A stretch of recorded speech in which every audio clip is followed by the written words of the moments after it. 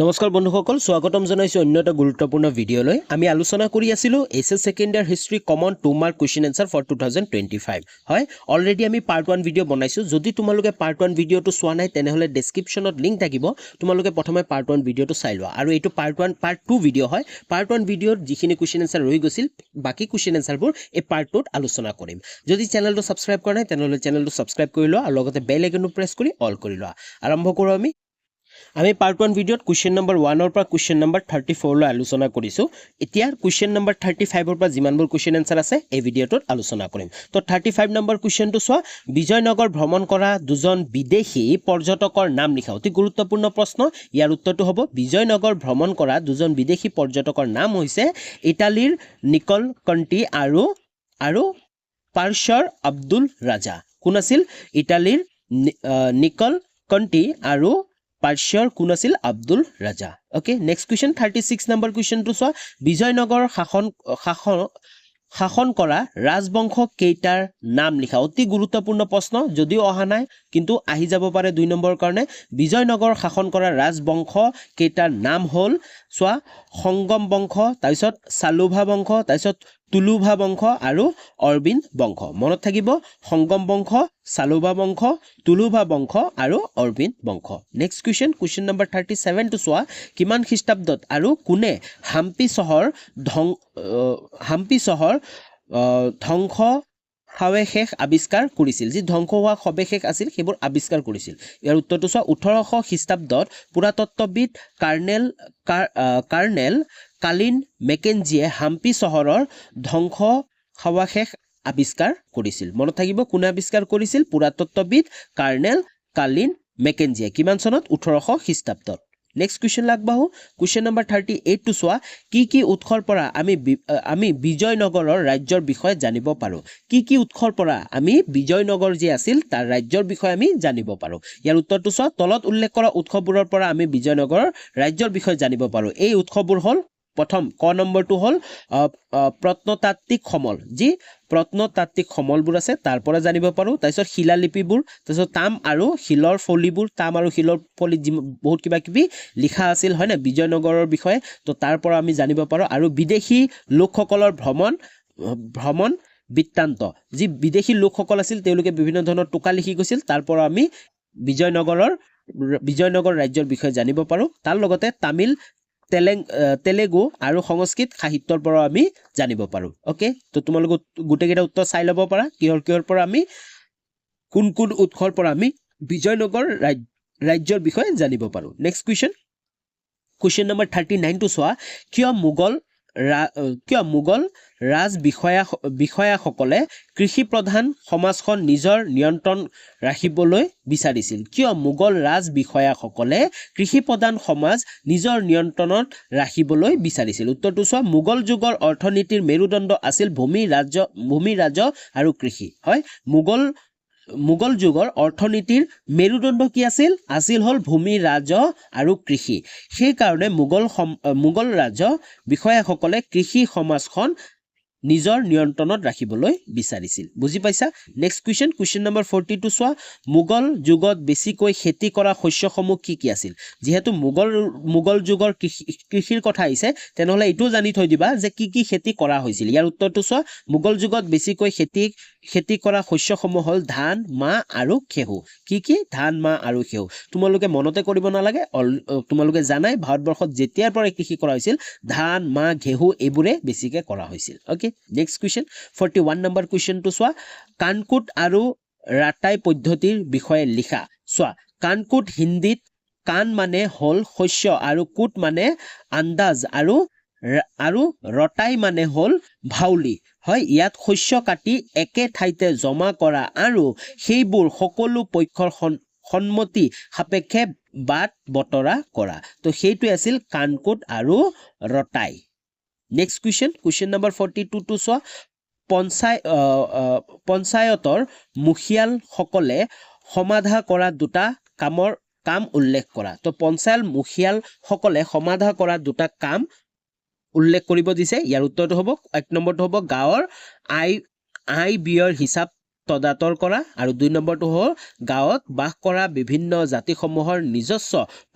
পৰিসীমা ৰক্ষা কৰাটো তদাত্তৰ কৰা নেক্সট কুৱেশ্যন নম্বৰ 43 টো চোৱা আকবৰৰ দিনত ভূমিক কেইটা ভাগত ভাগ কৰা হৈছিল আৰু কি কি উত্তৰটো চোৱা আকবৰৰ দিনত ভূমিক 4টা ভাগত ভাগ কৰা হৈছিল যেনে পাৰাউতি পুলেজ সাছৰ আৰু বঞ্জৰ কি পাৰাউতি পুলেজ সাছৰ আৰু বঞ্জৰ নেক্সট কুৱেশ্যন নম্বৰ 44 টো চোৱা ভূমি ৰাজ ব্যৱস্থা কেইটা ভাগত বিভক্ত আৰু কি ভূমি ৰাজ ব্যৱস্থা কেইটা ভাগত বিভক্ত দুটা ভাগত বিভক্ত কি ৰাজ নিৰ্ধাৰণ আৰু ৰাজ সংগ্ৰহ কি আছিল ৰাজ নিৰ্ধাৰণ আৰু ৰাজ সংগ্ৰহ নেক্সট কুৱেশ্যন লাগবাহু কুৱেশ্যন নম্বৰ 45 টো চোৱা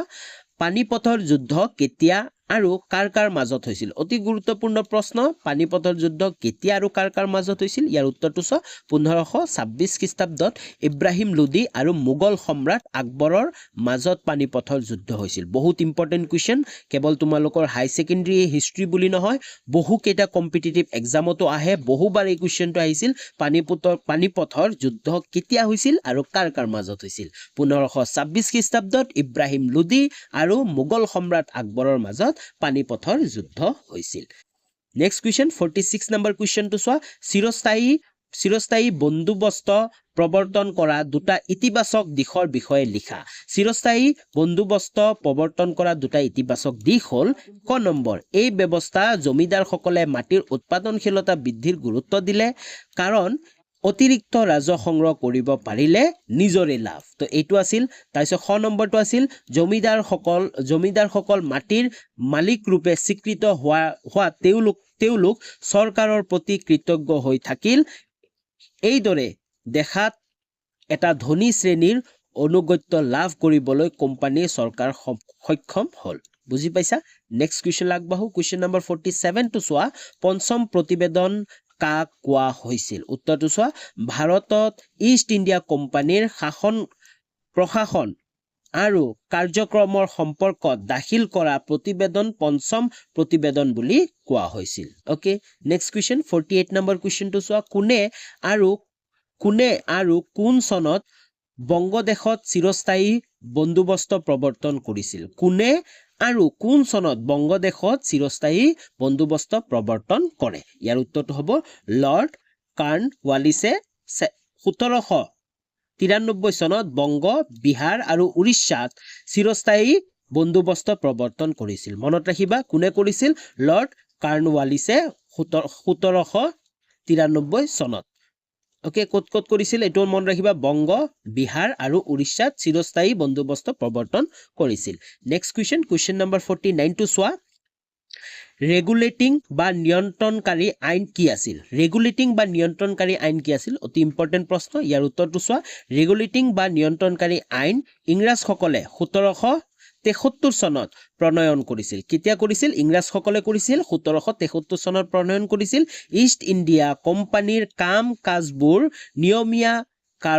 নিয়মীয়াকৰণ কৰাৰ কাৰণে এই আইন প্ৰণয়ন কৰা হৈছিল আৰু কিয় কৰিছিল যাতে ইষ্ট ইণ্ডিয়া কোম্পানীৰ যিমানবোৰ কাম আছে কামবোৰ নিয়মীয়াকৰণৰ কাৰণে এই আইন প্ৰণয়ন কৰা হৈছিল নেক্সট কুৱেশ্যন নম্বৰ 52 চোৱা পঞ্চম প্ৰতিবেদন বুলিলে কি বুজায় কিয় ই গুৰুত্বপূৰ্ণ পঞ্চম প্ৰতিবেদন বুলিলে কি বুজা আৰু কিয় ই গুৰুত্বপূৰ্ণ ইয়াৰ উত্তৰটো চোৱা ভাৰতবৰ্ষত কোম্পানীৰ কাম-কাজ খতিয়ান বিষয়ক বহুতো প্ৰতিবেদন ব্ৰিটিছ সংসদ দাখিল কৰা হৈছিল 1813 খ্ৰীষ্টাব্দত এই সম্পৰ্কত এখন বিস্তৃত প্ৰতিবেদন ব্ৰিটিছ সংসদৰ উত্থাপন কৰা হৈছিল এই প্ৰতিবেদনখনে পঞ্চম প্ৰতিবেদন বুলি কোৱা হৈছিল আৰু এই প্ৰতিবেদনখনকে পঞ্চম প্ৰতিবেদন বুলি কোৱা হৈছিল কাৰণ এই প্ৰতিবেদনখন প্ৰায় 1002 পৃষ্ঠাৰ আছিল ইয়াৰে 8 পৃষ্ঠাত ৰায়ত আৰু জমিদাৰ সকলৰ নিবেদনৰ বিষয়ে তথ্য উল্লেখ কৰা হৈছিল আৰু ইয়াত 8 পৃষ্ঠাত ৰায়ত আৰু জমিদাৰ সকলৰ নিবেদন বিষয়ক তথ্য উল্লেখ কৰা হৈছিল নেক্সট কুৱেশ্যন লাগবাহু কুৱেশ্যন নম্বৰ 51 টো চোৱা ৭৫ চনৰ কৃষক বিদ্ৰোহৰ তিনিটা ফলাফল উল্লেখ কৰা এই কুৱেশ্যনটো অলৰেডি এক্সামত আহি গৈছিল ১৮৭৫ চনৰ কৃষক বিদ্ৰোহৰ তিনিটা ফলাফল উল্লেখ কৰিব দিছে ইয়াৰ উত্তৰটো হ'ব ক নম্বৰ এই বিদ্ৰোহৰ প্ৰভাৱ গাঁওবিলাকলৈ সম্প্ৰসাৰণ ঘটিছিল হয়নে এই বিদ্ৰোহৰ প্ৰভাৱ গাঁওবিলাকলৈও কি হৈছিল সম্প্ৰসাৰণ ঘটিছিল ২ নম্বৰ বিদ্ৰোহী কৃষকসকলৰ মাজত ভিত্তি প্ৰদৰ্শন কৰাৰ কাৰণে কিছুমান ঠাইত পুলিচ চকী স্থাপন কৰিছিল আৰু ২ নম্বৰ কি আছিল বিদ্ৰোহী কৃষকসকলৰ মাজত ভিত্তি প্ৰদৰ্শন কৰাৰ কাৰণে কিছুমান ঠাইত পুলিচ চকী স্থাপন কৰিছিল গ নম্বৰটো হ'ব বিদ্ৰোহ দমন কৰাৰ কাৰণে ইংৰাজে সামৰিক বাহিনী প্ৰেৰণ কৰিছিল ফলত প্ৰায় ৯৫১ জন বিদ্ৰোহীক কৰায়ত্ব কৰি তেওঁলোকক বিচাৰ সন্মুখীন হ'বলৈ বাধ্য কৰোৱা হৈছিল আৰু কি কৰিছিল বিদ্ৰোহ দমন কৰিব বিদ্ৰোহটো মানে দমন কৰিবৰ কাৰণে ইংৰাজে সামৰিক বাহিনী প্ৰেৰণ কৰিছিল ফলত কি হৈছিল প্ৰায় ৯৫১ জন বিদ্ৰোহীক কৰায়ত্ব কৰি তেওঁলোকক বিচাৰৰ সন্মুখীন হ'বলৈ বাধ্য কৰোৱা হৈছিল বুজি পাইছা তো এই বহুত গুৰুত্বপূৰ্ণ প্ৰশ্ন এই প্ৰশ্নটো হয়তো ২ নম্বৰৰ নাহি ৪ নম্বৰৰ কিন্তু আহি যাব পাৰে মই দি দিছো বহুত ইম্পৰ্টেন্ট তোমালোকে পজ কৰি ধুনীয়াকৈ পঢ়ি ল'ব পাৰা নেক্সট কুৱেশ্যন 52 নম্বৰ কুৱেশ্যনটো চোৱা ডেভিড ৰিকাৰ্ডো কোন আছিল তেওঁ অৰ্থনৈতিক মতবাদৰ দুটা বৈশিষ্ট্য উল্লেখ কৰা উত্তৰটো চোৱা ডেভিড ৰিকাৰ্ডো ইংলেণ্ডৰ এজন প্ৰখ্যাত অৰ্থনীতিবিদ আছিল কোন আছিল ইংলেণ্ডৰ এজন প্ৰখ্যাত অৰ্থনীতিবিদ আছিল তেওঁ অৰ্থনৈতিক মতবাদৰ দুটা বৈশিষ্ট্য হ'ল এক নম্বৰ ৰিকাৰ্ডোৰ মতবাদ অনুসৰি এক নিৰ্দিষ্ট সময়ত বলবৎ হোৱা গড় পাইকৰ ওপৰতহে জমিদাৰী থকা উচিত আৰু ২ নম্বৰটো আছিল যেতিয়া জমিদাৰ ৰাজহ উৎপাদন এই গড় পাইকতকৈ বেছি হয় তেতিয়া জমিদাৰৰ এই উপৰঞ্চি ৰাহি উপাদানৰ ওচৰত চৰকাৰে কৰ আৰোপ কৰা উচিত ওকে বুজি পাইছা তোমালোকে পজ কৰি ধুনীয়াকৈ কুৱেশ্যনটো পঢ়ি ল'ব পাৰা নেক্সট কুৱেশ্যন নম্বৰ 53 টো চোৱা চিপাহী বিদ্ৰোহৰ তৎকালীন কাৰণ কি আছিল চিপাহী বিদ্ৰোহৰ তৎকালীন কাৰণ কি আছিল উত্তৰটো চোৱা তোমালোকে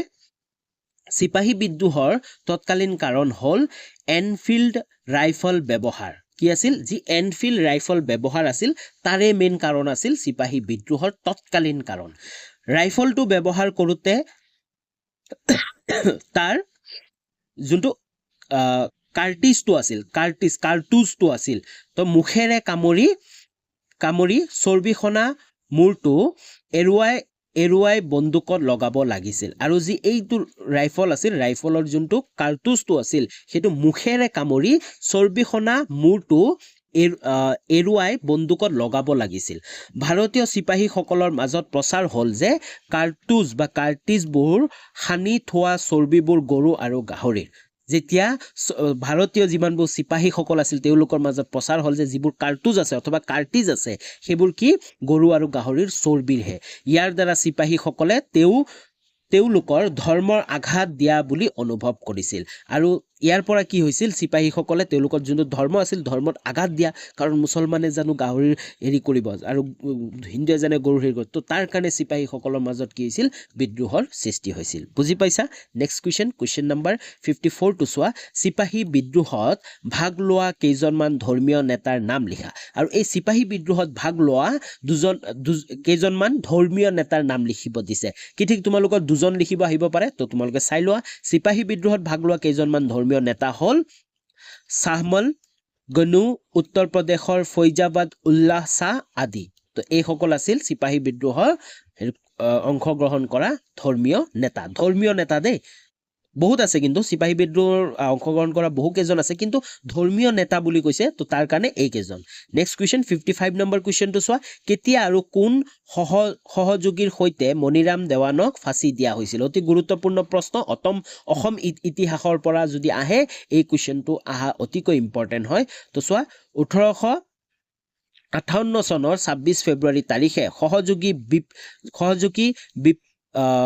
বিপ্লৱ পিয়লি ফুকনৰ সৈতে মণিৰাম দেৱানক ফাঁচি দিয়া হৈছিল হয় পিয়লি ফুকনৰ সৈতে মণিৰাম দেৱানক ফাঁচি দিয়া হৈছিল নেক্সট কুৱেশ্যন লাগবাহু কুৱেশ্যন নম্বৰ 56 টো চোৱা বিদ্ৰোহ বুলিলে কি বুজা 1857 চনৰ বিদ্ৰোহৰ